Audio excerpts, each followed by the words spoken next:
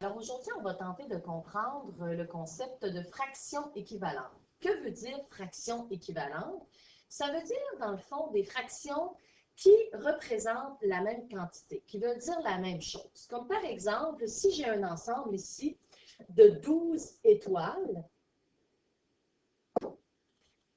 et que j'en ai cueilli le 1 tiers. Alors, j'ai encerclé le 1 tiers de 12 étoiles, ou si j'ai encerclé le 4/12e des étoiles, vous allez voir que ces deux fractions sont équivalentes, c'est-à-dire qu'elles sont égales, c'est-à-dire qu'elles veulent dire la même chose, qu'elles représentent la même quantité d'étoiles.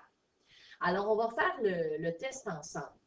Alors, 4/12e. Alors, sur 12 étoiles, ici j'ai un ensemble de 12 étoiles, ça veut dire qu'il y en a 4 que je sélectionne, donc 4 étoiles qui sont sélectionnées. Maintenant, si je prends le 1 tiers des étoiles, alors j'ai plusieurs façons de faire. Donc, je peux faire, par exemple, des paquets de 3. Qu'est-ce que ça veut dire, mon 1 tiers ici? Ça veut dire que je vais sélectionner une étoile sur 3.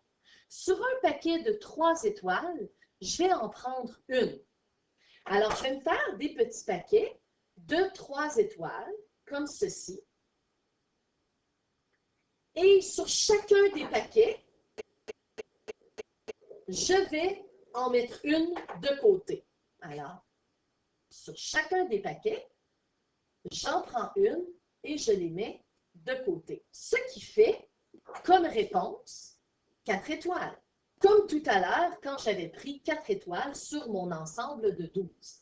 Alors, si je dis à un ami, moi j'ai pris le 1 tiers des étoiles, et que je lui réponds, moi j'ai pris le 4/12e des étoiles, en fait, nous avons pris chacun de notre côté 4 étoiles. Alors, nous avons pris la même quantité d'étoiles.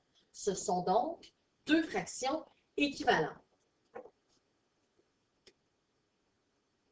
Le concept de fraction équivalente peut être vu aussi avec, par exemple, deux gâteaux.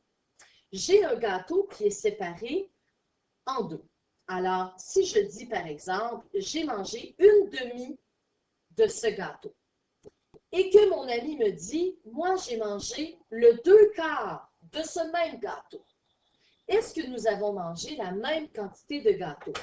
Alors ici, sur deux parties, j'ai mangé une partie de gâteau. Alors, j'ai mangé une partie de gâteau. J'ai mangé cette partie-ci. Et l'autre personne, 2/4. Donc, sur 4 parties, elle en a mangé 2. Est-ce que ceci représente la même quantité de gâteau? Alors, je n'ai qu'à faire la comparaison en glissant mon gâteau sur l'autre. Évidemment, il faut que les deux gâteaux soient égaux. Alors oui, de manger la demi du gâteau ou de manger le 2/4 du gâteau, c'est égal. J'ai mangé la même quantité de gâteau. Pour vous prouver une fois de plus que 1 tiers est égal à 4/12e, comme dans le cas de nos étoiles tout à l'heure, on peut le représenter avec des cercles de couleurs, des jetons. Donc, on voit ici que le 1 tiers de mes jetons est rouge. Donc, j'ai un jeton sur les 3 qui sont rouges. Alors, si je fais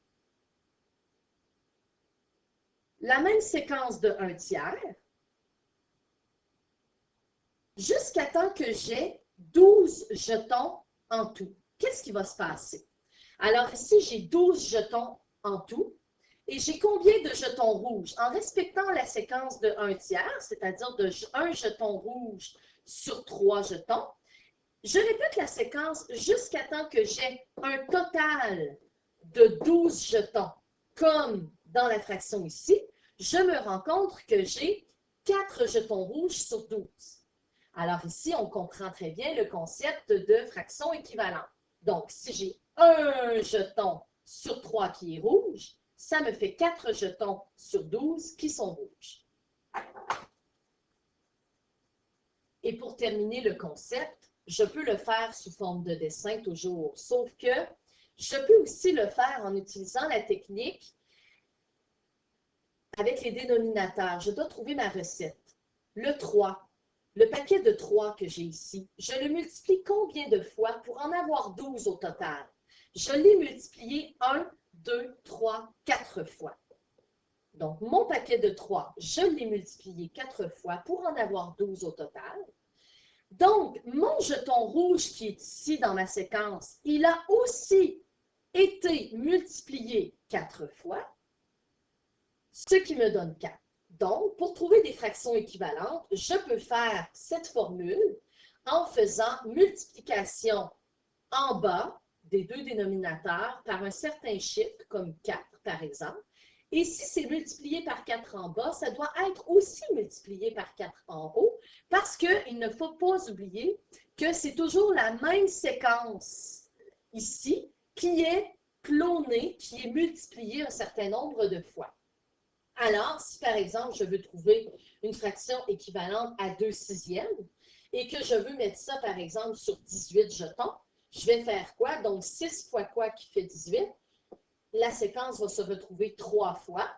Et je fais le fois 3 en haut aussi. Pour 2 fois 3, 6. Donc, 2/6 est équivalent à 6/18.